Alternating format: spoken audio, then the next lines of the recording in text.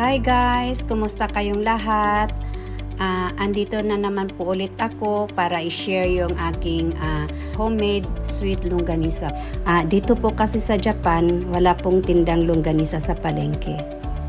Kung gusto namin kumain ng longanisa, ay talagang ino-order pa namin ito at nagbabayad pa kami ng shipping fee.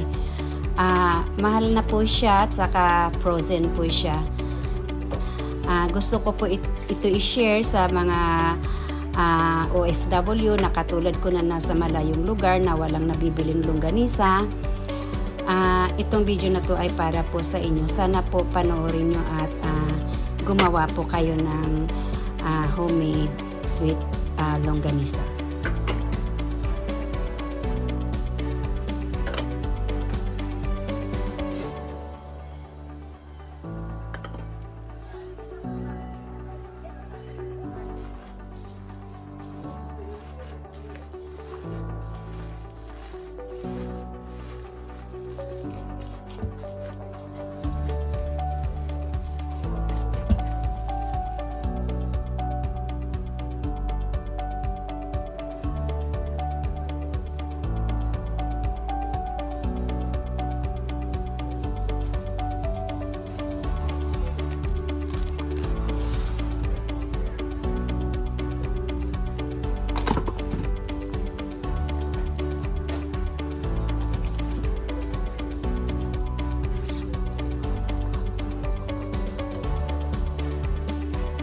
Ito na po yung napalamig natin na longganisa guys. Kaya babalutin na natin siya. Timbangin po natin siya guys para pari-pariho siya ng sukat, ng pantay po siya.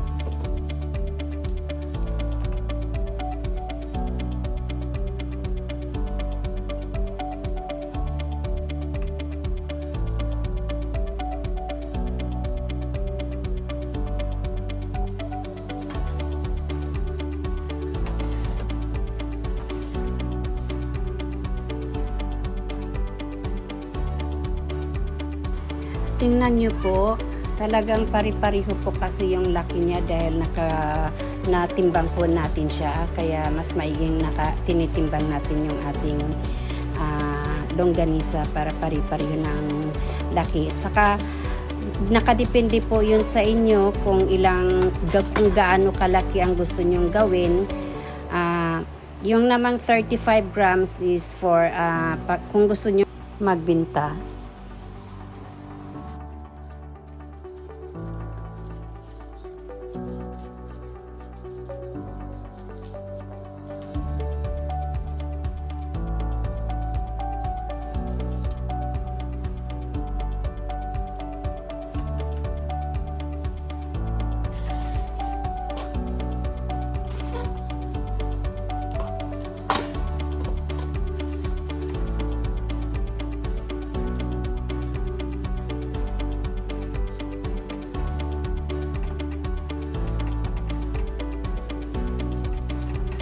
Alam nyo po, kaya po ako nag-upload ng longganisa video kasi karamihan po sa mga Pilipino ay mahilig po kumain ng longganisa.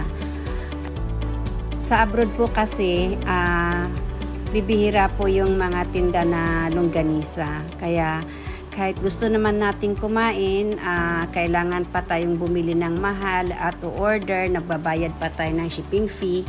At least kung magluto tayo ng sarili natin, sigurado pa na malinis ang ating gawa at saka safe po tayo sa ating kinakain.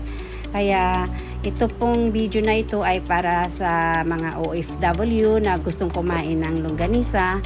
Sana po guys, gawin niyo po itong tong recipe na ito at makakakain tayo ng longganisa na sarili nating gawa na talaga namang masarap.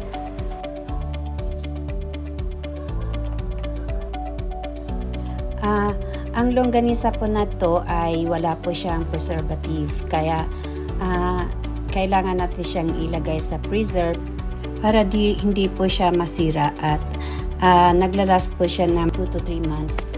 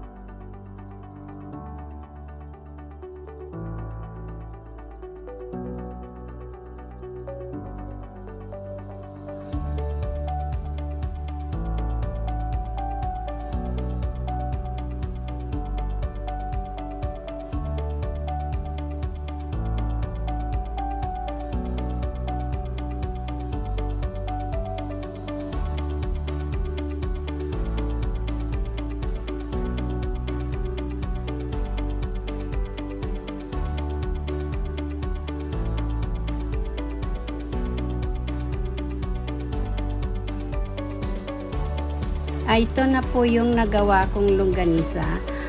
Actually, 1 kilo po yung ginawa ko. Yung nakalagay sa description ay 250 grams lang. Sa 250 grams, ang magagawa doon ay mga 11 pieces lang. Ito namang 1 kilo, ang nagawa ko dito ay 3 dozens at saka may sumobra na 3.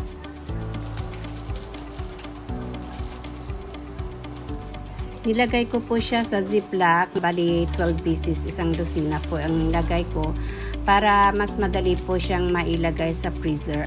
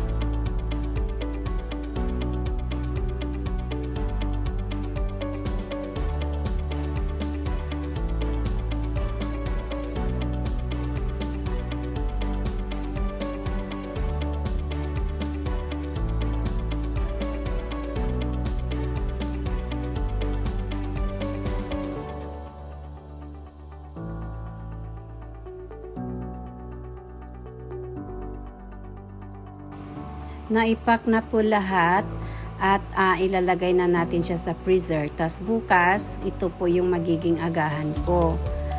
Ayan po guys. Ayan, 3 resina po yung nagawa ko. Pwede nyo rin po itong gawing pang negosyo.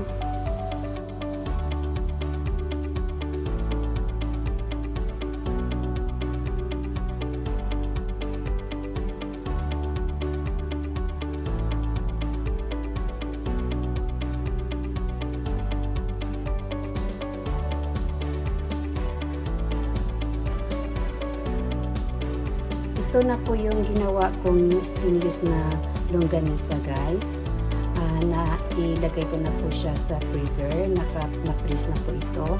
Kaya lulutuin ko siya ngayon. At ituturo ko sa inyo kung paano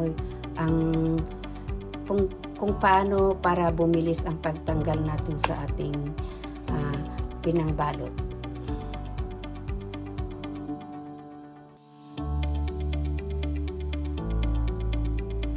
Meron pong teknik kung paano mapabilis ang pagtanggal sa ating pinangbalot. Gugupitin lang po natin yung cling wrap sa kabilang dulo. Ganito po, gugupitin po yung kabilang side lang.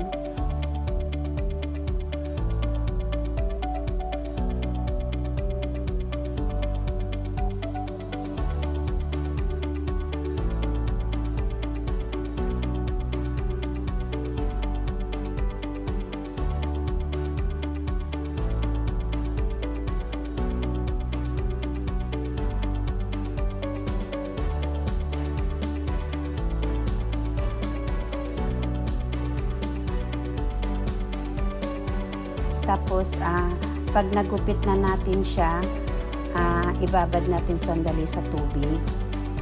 Tapos, pag pinush natin siya, lalabas na yung ating longganisa. Napakabilis po. Sandali lang po. Hindi tayo mahirapan sa pagtanggal ng cling wrap. Ayan. Tapos, hindi naman po siya madudurog, hindi siya ma-deform dahil naka-frozen na nga po siya. Kaya kahit hanggang sa ipiprito natin siya, talagang hindi siya masisira, hindi siya ma-deform. Yan lang po. Babad lang ng sandali. And then, ipupush lang. Ayan, lalabas na siya. Napakadali po.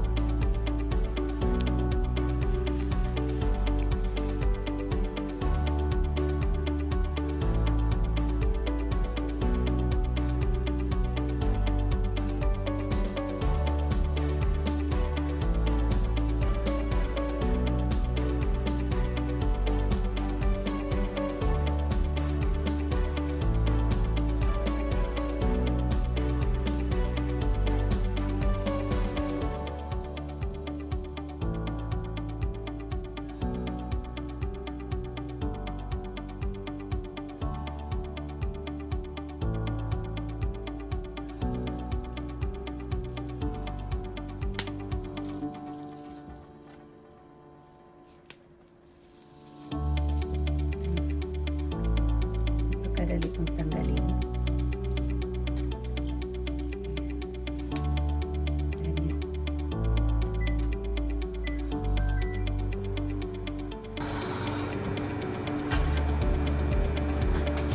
Maglalagay tayo ng mga 5 tablespoon na tubig. Hindi po ako naglalagay ng food coloring, guys. Ang nilalagay ko lang ay sweet paprika powder. Mas masarap siya at saka mabango din po. Takpan po. Tingnan nyo guys, ang ganda niyo.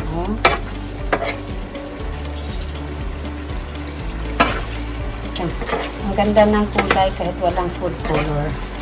Hindi naman tayo maglagay ng food color, hindi kasi hindi siya totally healthy. Hindi talaga ako naglalagay ng mga food coloring sa aking mga luto. Mabango siya guys dahil maraming bawang ang nilagay ko rito.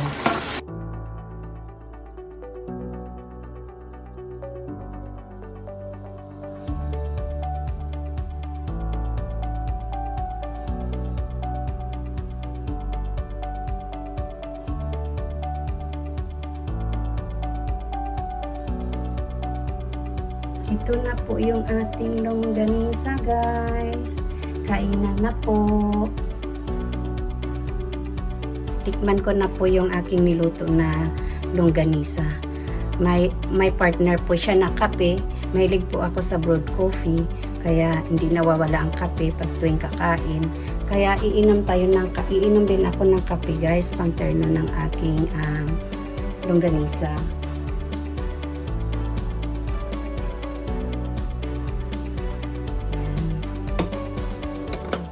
Ang aking agahan. Ang bango talaga niya. Tapos tingnan niyo yung ano niya, yung caramel. Tingnan niyo po yung kanyang caramel, guys. Masarap din siya ilagay sa kanin. Super yummy. Ba tayo ng clove.